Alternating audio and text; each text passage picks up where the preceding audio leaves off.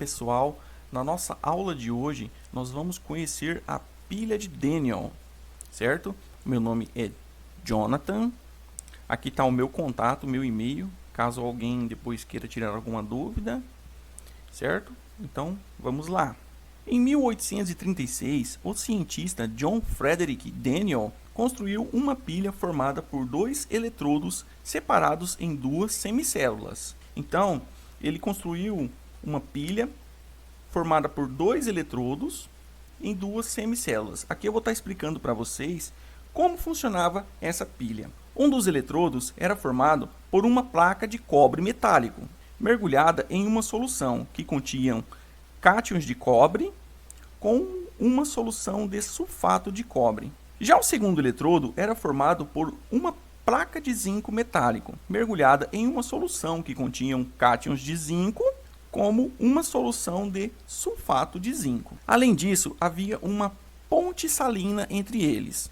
Essa ponte era feita de um tubo de vidro em U contendo uma solução aquosa concentrada de um sal bastante solúvel. Aqui no nosso caso era o cloreto de potássio aquoso.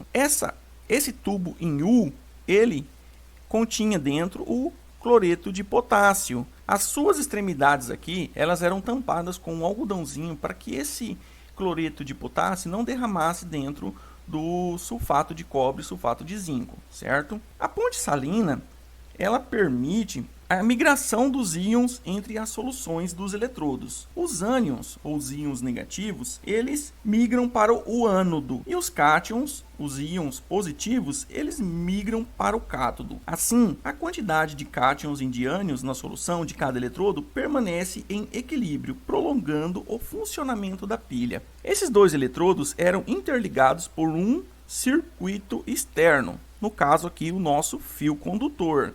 E tinha uma lâmpada, cujo o acendimento da lâmpada indicava a passagem de corrente elétrica. Além da lâmpada realmente acender, com o passar do tempo, ocorreram outras mudanças no sistema, que foram: na placa de zinco, ela foi corroída, perdendo massa. Como ela é uma placa de maior potencial de oxidação, ela diminui.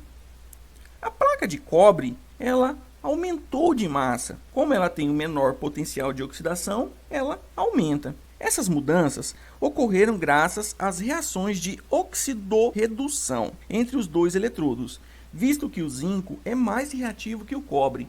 Ele passou a transferir seus elétrons para o cátion cobre do outro eletrodo, a qual estava interligado por meio do fio condutor. Os elétrons, eles iam do zinco para o cobre por meio do fio condutor, certo? Então, quando os elétrons ele passavam pela lâmpada, ele acendia a lâmpada. Desse modo, o zinco metálico, ele sofreu uma oxidação, perdendo elétrons, tornando-se o polo negativo dessa pilha, que também é chamado de ânodo.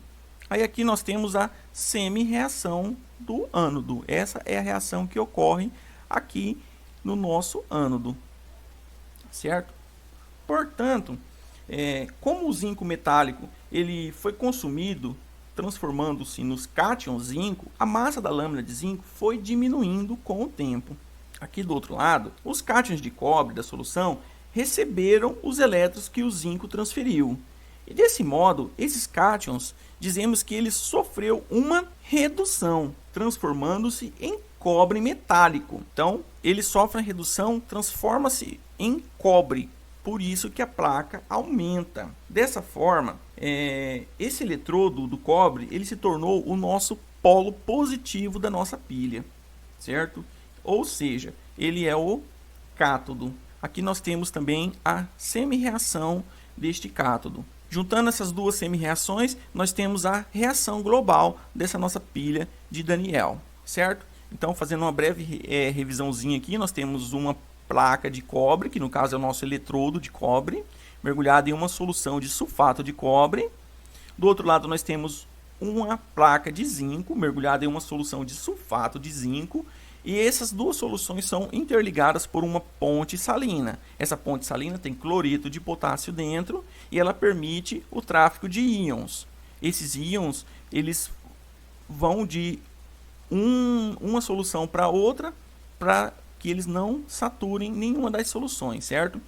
O nosso fio condutor, ele tem uma lâmpada. Quando essa lâmpada acende, ela indica a passagem de elétrons. A placa de zinco, por ter o maior potencial de oxidação, ele diminui, ele vai ficar menor com o tempo.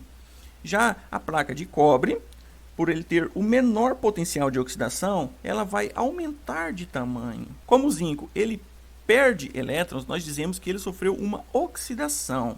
Ele é o nosso polo negativo, também conhecido como ânodo.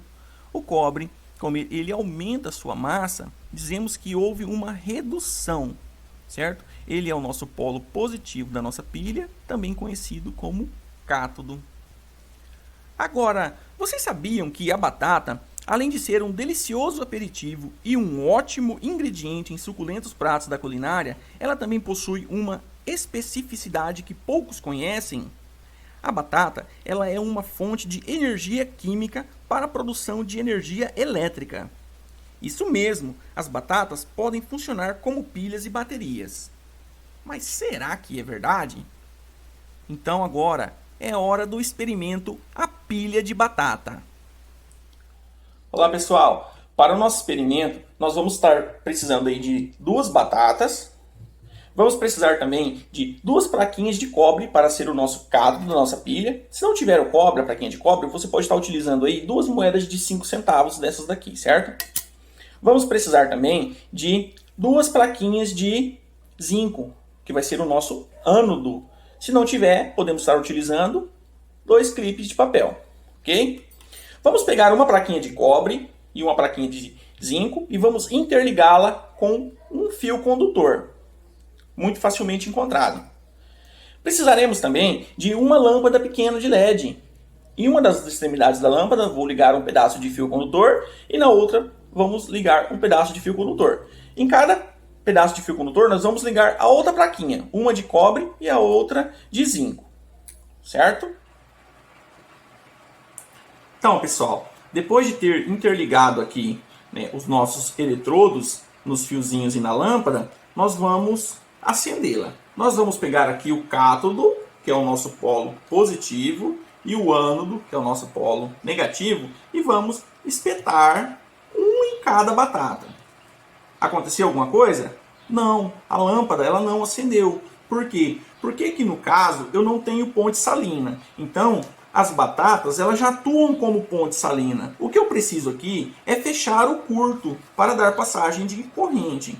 Então eu vou pegar uma placa de zinco e vou colocar na batata com o nosso cátodo. E vou pegar uma placa de cobre e interligadas, né, claro, e colocar na batata onde está o nosso ânodo. E veja o que acontece. A lâmpada, ela acendeu. Vocês conseguem observar aqui que a lâmpada está acesa.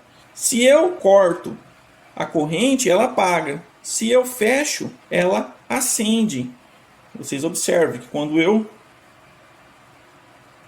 impeço a corrente, ela apaga. Quando eu permito que tenha corrente, a lâmpada acende. Agora nós vamos entender o porquê que isso acontece. A nossa bateria, ela trabalha aqui imergindo um par, né, de placas de zinco e cobre conectadas em um meio aquoso. A nossa batata é um meio aquoso porque ela possui o ácido fosfórico. A placa de zinco é o eletrodo negativo. A placa de cobre é o eletrodo positivo. Quando esses metais são imersos no eletrólito, que no caso é a nossa batata, ocorre uma reação química.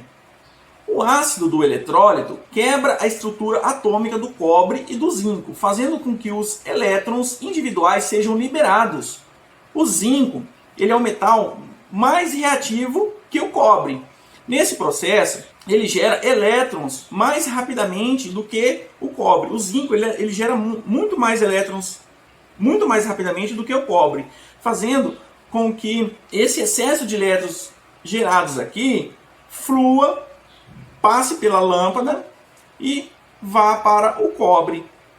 Esse fluxo de elétrons de um metal reativo para um metal menos reativo forma a corrente forte o suficiente para acender a nossa lâmpada.